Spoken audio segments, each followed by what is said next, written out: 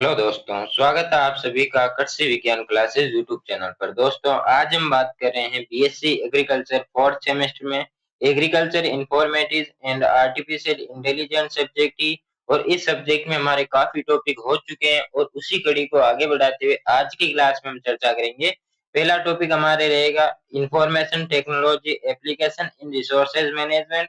और दूसरा टॉपिक हमारे रहेगा कंप्यूटर कंट्रोल्ड डिवाइसेस, यानी कि जो कंप्यूटर को कंट्रोल करने वाले डिवाइस होते हैं उनके बारे में हम पढ़ने वाले हैं कि एग्रीकल्चर में कौन कौन से ऐसे डिवाइस होते हैं जो कंप्यूटर द्वारा संचालित किए जा सकते हैं या कंप्यूटर के द्वारा उसको कंट्रोल किया जा सकता है, उनके बारे में हम पढ़ने वाले हैं।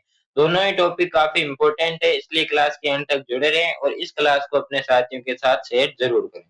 तो चलिए बिना किसी देरी के हम आज की क्लास को शुरू करते हैं। सबसे पहले हम पढ़ेंगे कि जो information technology application in resources management, यानी कि कृषि संसाधन प्रबंधन में आईटी के अनुप्रयोग, यानी कि इसके क्या उपयोग है, वो हम सबसे पहले पढ़ने वाले हैं।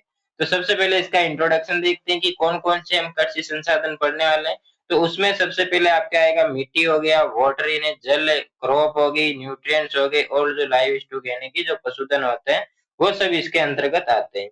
तो कृषि उत्पादन के लिए उपलब्ध जो संसाधन होते हैं, मिट्टी, जल, फसल, पोषक तत्व का उचित उपयोग करना ही क्या कहलाता है? संसाधन प्रबंधन कहलाता है, यानी रिसोर्सेज मैनेजमेंट कहलाता है। तो आपसे इसकी डेफिनेशन पूछते हैं कि रिसोर्सेज मैनेजमेंट क्या होता है, तो आपको ये लिख के आनी है।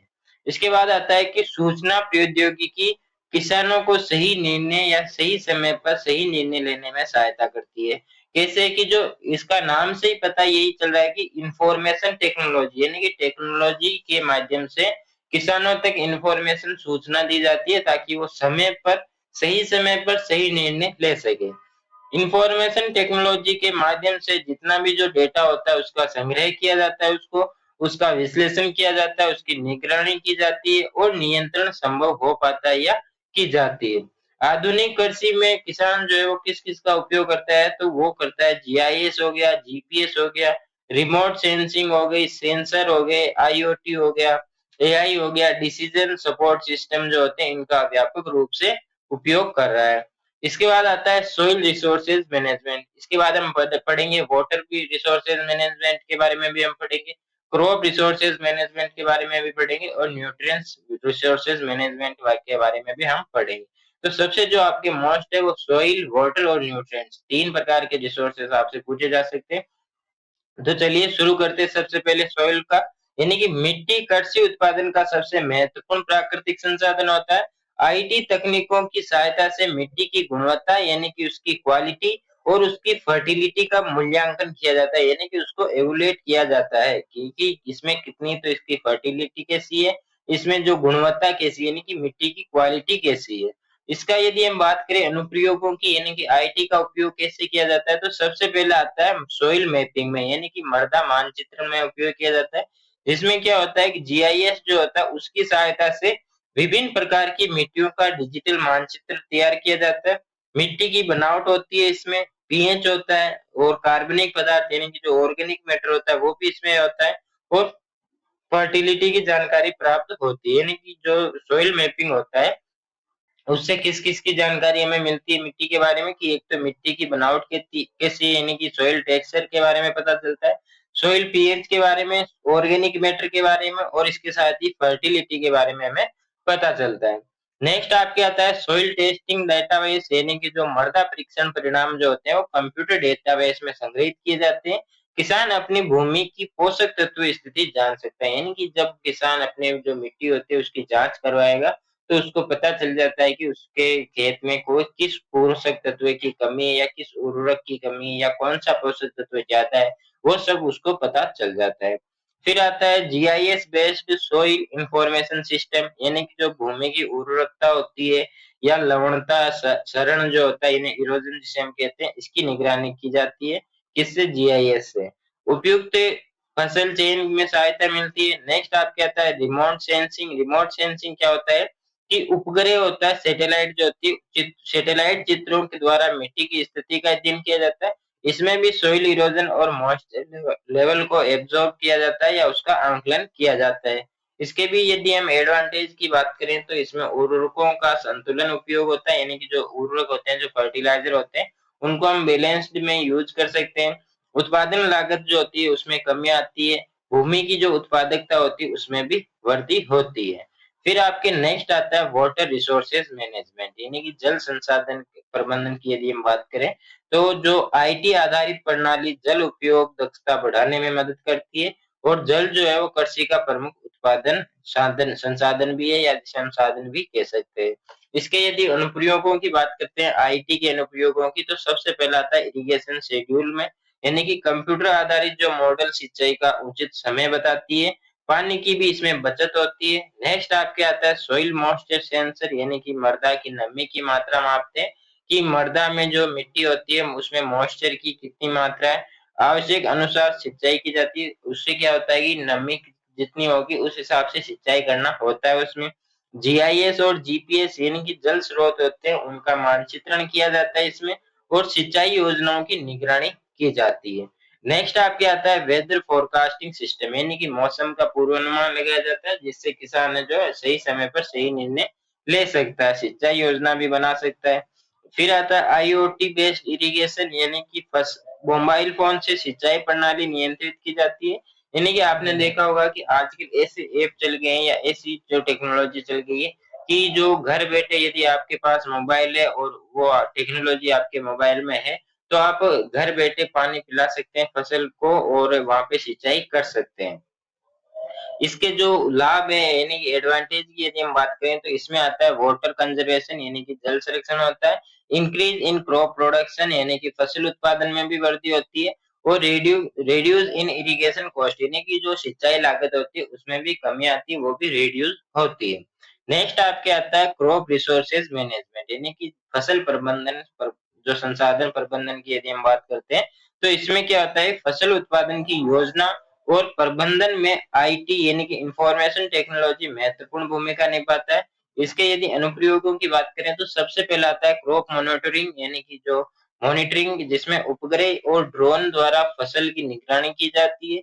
एआई आधारित सिस्टम रोग और कीटों की पहचान करते हैं, यानी कि इसमें क्या होता है एआई आधारित जो सिस्टम होते हैं वही बताते हैं कि आपकी फसल में कौन सा रोग लग गया है, कौन सा कीट लग गया है या लगने वाला है। तो ये सब कौन बताता है, एआई बताते हैं। क्रॉप सिमुलेशन मॉडल जो होता है वो भी इसी में काम करता है, यानी आईटी अनुप्रयोग में, कि उत्पादन का पूर्वानुमान लगाया जाता है कि पहले ही जब आप बुआई करें तभी आपको पता चल जाता है कि इसका उत्पादन कितना होगा। नेक्स्ट आपके आता है प्रशिक्षण, जो प्रिसिशन एग्रीकल्चर, यानी कि खेत के विभिन्न भागों में आवश्यकता अनुसार संसाधन दिए जाते हैं। डिसीजन सपोर्ट सिस्टम, यानी कि जो फसल प्रबंधन संबंधी निर्णय लेने में भी सहायता मिलती है। लाभ क्या-क्या है इसके, कि एक तो प्रोडक्टिविटी इंक्रीज होती है, जो पेस्टिसाइड यूज होते हैं उनमें कमी आती है, प्रॉफिट भी इंक्रीज होता है, यानी कि लाभ में भी वृद्धि होती है। नेक्स्ट और सबसे इम्पोर्टेंट जो है वो है न्यूट्रिएंट्स रिसोर्सेज मैनेजमेंट, यानी कि पोषक तत्व संसाधन प्रबंधन है, वो आपके मुख्यतः पूछा जाता है, तो इसको ध्यान से पढ़ना है कि पौधों की वृद्धि के लिए जो संतुलित पोषण होते हैं, उसी जो पोषण आवश्यक होते हैं उसी को कहते हैं पोषक तत्व संसाधन प्रबंधन। और आईटी के अनुप्रयोगों की यदि हम बात करें तो फर्टिलाइजर रिकमेंडेशन सिस्टम, यानी कि जो मृदा परीक्षण के आधार पर उर्वरक सुझाव दिए जाते हैं। न्यूट्रिएंट्स मैपिंग, यानी कि खेत में पोषक तत्वों का जो वितरण होता है वो मानचित्रित किया जाता है। वेरिएबल रेट फर्टिलाइजेशन, यानी कि जो आवश्यकता अनुसार अलग-अलग मात्रा में उर्वरक दिए जाते हैं, यानी कि ऐसा नहीं है कि सारे उर्वरक जो होते हैं वो एक ही मात्रा में दिए जाए।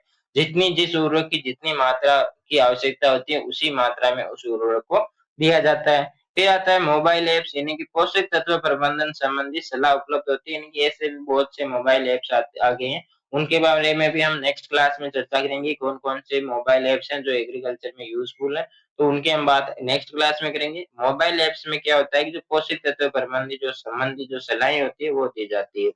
इनके बेनिफिट्स की यदि हम बात करें तो फर्टिलाइजर सेव्ड होता है, यानी कि जो उर्वरक की बचत होती है। फर्टिगेशन तकनीक का उपयोग कर सकते हैं, यानी कि जो जल के साथ जो सिंचाई करते हैं उसके साथ फर्टिलाइजर दे सकते हैं। ड्रिप सिंचाई के साथ उर्वरक देना, और सेंसर आधारित निगरानी, कंप्यूटर आधारित निर्णय प्रणाली, ये सभी इसी के उदाहरण होते हैं। फिर आपके आता है लाभ, यानी कि जल एवं उर्वरक उपयोग दक्षता बढ़ती है। नेक्स्ट आपके आता है कि जो integrated water and nutrients resources management, यानी कि एकीकृत जल एवं पोषक तत्व प्रबंधन की यदि हम बात करते हैं, तो इसमें आता है कि जल और पोषक तत्वों का संयुक्त और वैज्ञानिक प्रबंधन ही क्या कहलाता है, इंटीग्रेटेड मैनेजमेंट कहलाता है। तो यह सबसे आपके इम्पोर्टेंट है, इसको स्टार लगा लेना, यह आपसे पूछा जा सकता है। इसके बाद जो आता है नेक्स्ट आपके कि जो इसकी मुख्य विशेषताओं की यदि हम बात करें, तो फसल उत्पादन अधिक होता है, लागत कम होती है इसमें, और जो importance of IT in agriculture में यदि हम बात करें, तो संसाधनों का कुशल उपयोग होता है, उत्पादन में वृद्धि होती है, लागत में कमी आती है, पर्यावरण संरक्षण भी बढ़ता है और समय की बचत और सटीक कृषि को बढ़ावा मिलता है। बेहतर निर्णय लेने में सहायता होती है और कृषि की स्थिरता जो है उसी में भी सुधार होता है। तो ये हमारा टॉपिक था जो कि जो रिसोर्सेज थे, आईटी एप्लीकेशन रिसोर्सेज मैनेजमेंट, ये यहाँ पे कंप्लीट होता है। अब हमारा जो नेक्स्ट टॉपिक रहेगा वो रहेगा computer control device in agriculture, यानी कि कृषि में कंप्यूटर नियंत्रित उपकरणों की यदि हम बात करते हैं तो उनके बारे में हम इस क्लास में जानने वाले हैं, इस टॉपिक में।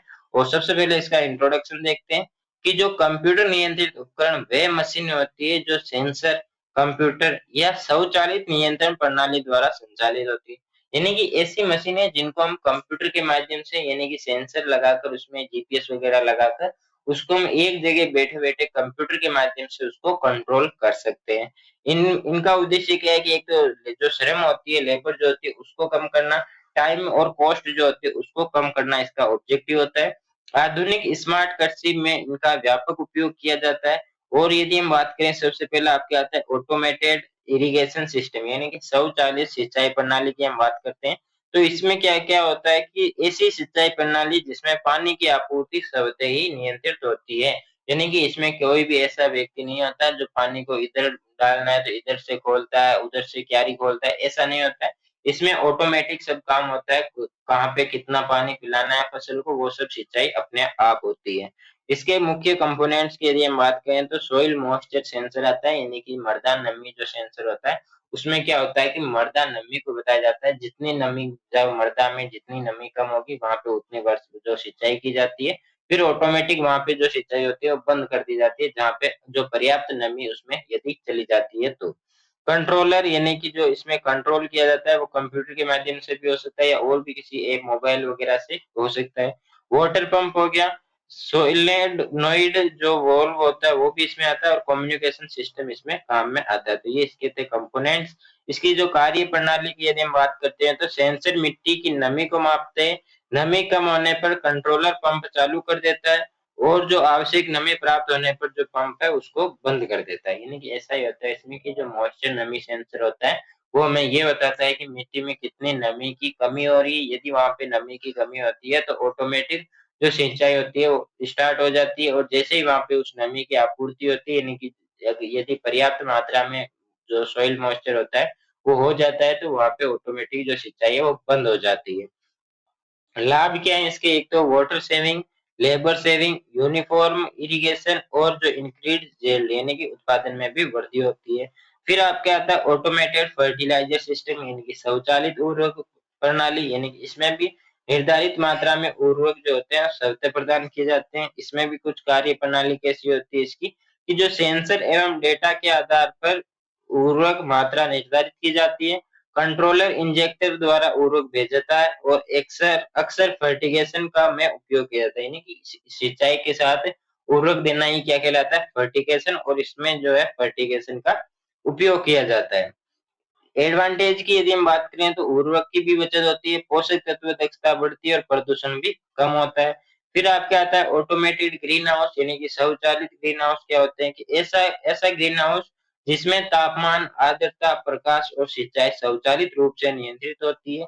जिसमें क्या होता है कि नियंत्रित यदि पैरामीटर की बात करें कि कौन-कौन से नियंत्रित पैरामीटर होते हैं, तो उसमें आता है टेम्परेचर हो गया, ह्यूमिडिटी हो गई, लाइट इंटेंसिटी हो गई यानी प्रकाश तीव्रता हो गई, CO2 लेवल हो गया, इरिगेशन हो गया, यानी कि ये सब क्या है कि नियंत्रित पैरामीटर है।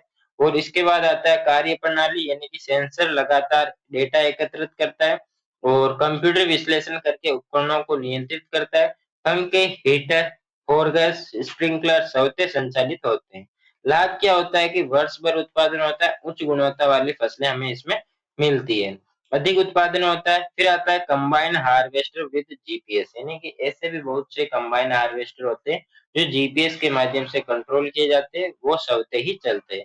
जीपीएस युक्त कंबाइन हार्वेस्टर कटाई कार्यों को अधिक सटीक बनाता है। विशेषता क्या है कि खेत की स्थिति और की सटीक जानकारी, स्वचालित मार्गदर्शन, यानी कि ये ऑटोमेटिक होगा। ओवरलैप कम होता है, उपज मानचित्रण होता है, और लाभ क्या होता है कि ईंधन की बचत होती है, समय की बचत होती है और अधिक कार्य दक्षता भी होती है। नेक्स्ट आपके आता है वेरिएबल रेट टेक्नोलॉजी, जिसमें क्या होता है कि खेत के विभिन्न भागों में आवश्यकता अनुसार अलग-अलग मात्रा में इनपुट देने की तकनीक को क्या कहते हैं, शॉर्ट में इसको कहते हैं वीआरटी, और वापस इसका वीआरटी का पूरा नाम होता है वेरिएबल रेट टेक्नोलॉजी, इसको हम कहते हैं। इसके क्या उपयोग है कि उर्वरक प्रयोग कर सकते हैं, बीज बुआई हम इसमें उपयोग कर सकते हैं, कीटनाशक छिड़काव में इसका उपयोग कर सकते हैं। कार्य प्रणाली क्या होती है कि जीआईएस, जीपीएस या सेंसर डेटा का इसमें उपयोग किया जाता है, और लाभ इसके क्या है कि इनपुट लागत कम होती है, अधिक उत्पादन होता है और पर्यावरण संरक्षण, यानी कि जो एनवायरमेंटल प्रोटेक्शन भी इसमें मिलता है। तो ये हमारे 2 टॉपिक थे जिसमें हमने दोनों के बारे में संपूर्ण चर्चा की। ज़्यादा बड़े टॉपिक नहीं है, थ्योरेटिकल टॉपिक है, इसको आप आसानी से समझ सकते हैं कि कैसे काम करता है। कि ऑटोमेटिक इरिगेशन भी नाम आपने सुना होगा, ऑटोमेटिक फर्टिलाइजेशन का भी नाम आपने सुना होगा। यानी कि ये सब आपने लगभग पहले पढ़ रखा होगा, यही टॉपिक था और ये यहाँ पे कंप्लीट होता है। आई होप आपको टॉपिक अच्छे से समझ में आ गया होगा। फिर भी यदि कोई डाउट रहता है तो आप कमेंट करके ज़रूर बताएँ, और यदि आपको क्लास अच्छी लगी हो तो क्लास को लाइक करके अपने साथियों के साथ शेयर ज़रूर करें। जल्दी मिलेंगे हम नए टॉपिक के साथ नई क्लास में, तब तक के लिए धन्यवाद। जय जवान, जय किसान साथियों।